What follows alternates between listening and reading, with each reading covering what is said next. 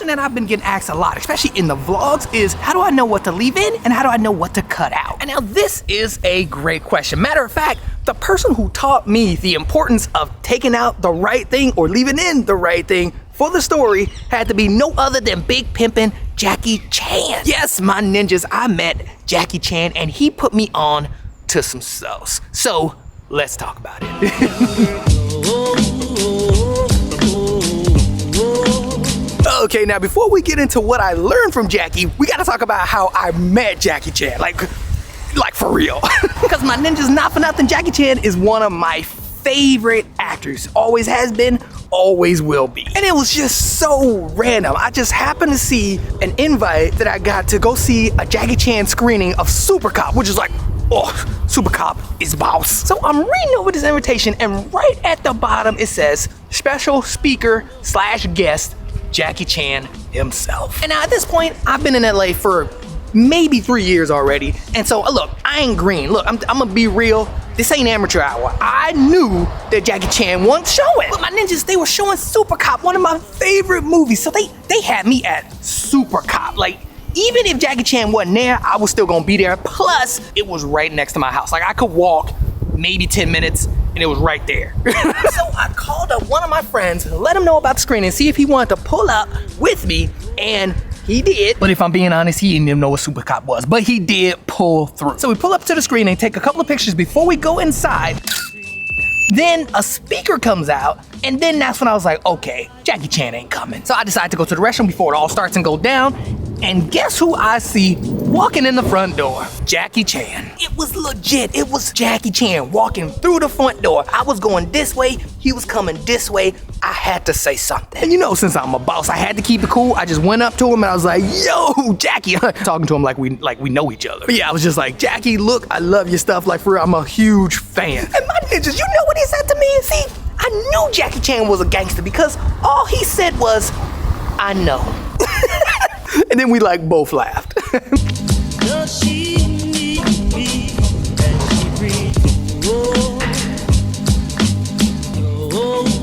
So I go back in the theater, sit down, and right as I sat down, Jackie Chan walks in right behind me to sit on the stage. And then just starts talking about his experience in Hollywood. And my ninjas, when I tell you this was like a deep conversation, it was deep. And I say it was deep because he talked about how hard it was for him to break into business. Like, they wanted him to be like Bruce Lee. They also kept trying to change the vision of his movies. But most importantly, they just kept cutting out parts of his films in movie theaters. And the reason they kept doing this is because they wanted to sell out more showings of the movies. Because you see, the longer the movie, the less showings you can have, which means the less money you could make. And now Jackie Chan hated that this kept happening. Like, so much so that he actually apologized to the audience about a lot of his films not making sense. He even told aspiring directors and directors in the audience to make sure you know what to leave in and what to cut out. So now the question is, how do you know what to leave in and what to cut out?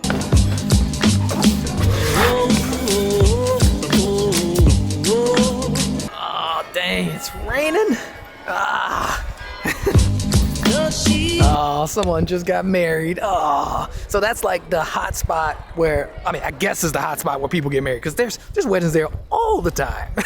And now the reason I brought up this Jackie Chan story is because one of the ways that I've learned how to cut things out of my vlogs is through exactly what he said. So for him, the problem was they were cutting a lot of things that were important to the story. So when they would take these things out, the story made no sense. Like, there were holes in the plot and the story. So for me, when I'm going through these edits, I literally just ask myself, does this make sense? Like, does it add to the plot? Does it add to the story? Or if I dropped it, would it even matter? For me, if I'm keeping it real, if I'm keeping it 100p, a lot of times it doesn't. That's why I can start with a sequence that's about an hour and then cut it all the way down to something that's maybe 8 minutes. And now a good way to figure out what's important to the plot is to basically make one rough sequence, then duplicate that sequence, and then my ninjas just start cutting away. And if it doesn't make sense, I mean, this new sequence, if it doesn't make sense, go back to the rough cut where you have all the sequences like nicely laid out and pull from there so that it does make sense. And I found that it's much easier to cut things out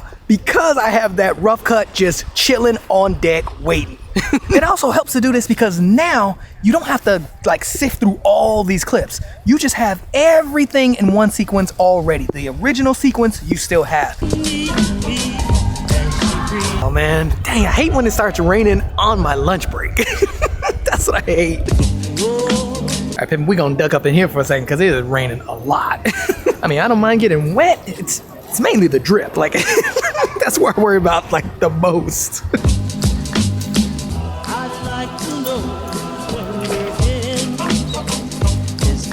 The next thing I'll do is cut anything out that's like a bad distraction. So if the audio is bad or the footage is too shaky, it gets cut out. And if the clip is like important, I will actually add it in later, but only add in the audio and just cover it with B-roll. Hey look, you gotta do what you gotta do. I'm just Super Saiyan. And one of the easiest ways for me to do this is cut out the repetitiveness. Like there are a bunch of times that I'm actually repetitive, and yeah, that solves the problem right there. Cut anything out that's repetitive. Now, a lot of times I do miss a couple of things, but for the most part, I cut anything that's like repetitive. Dang, it's so dark. It's like 2 o'clock. Oh, dang, it's starting to rain again. God dang it. I'm just trying to finish this vlog. Dang.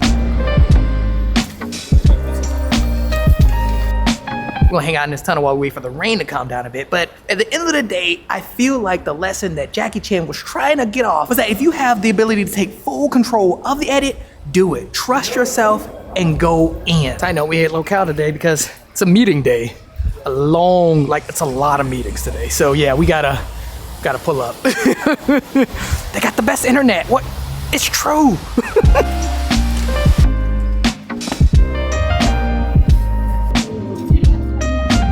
Thank you.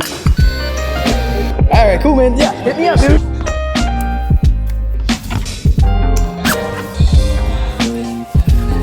Yep. Oh, dang. Man, it's raining a lot.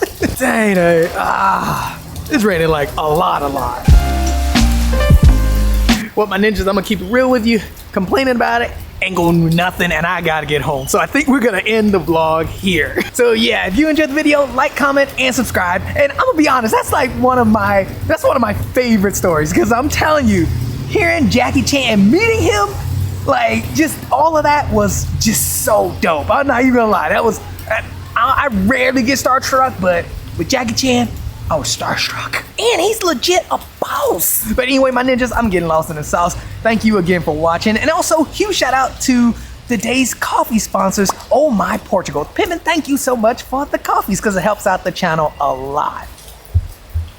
Man, that freaking kills me. I was like in the groove and in the vlog, and somebody walked and stood right out of all the space. There was nobody. Stood right next to me.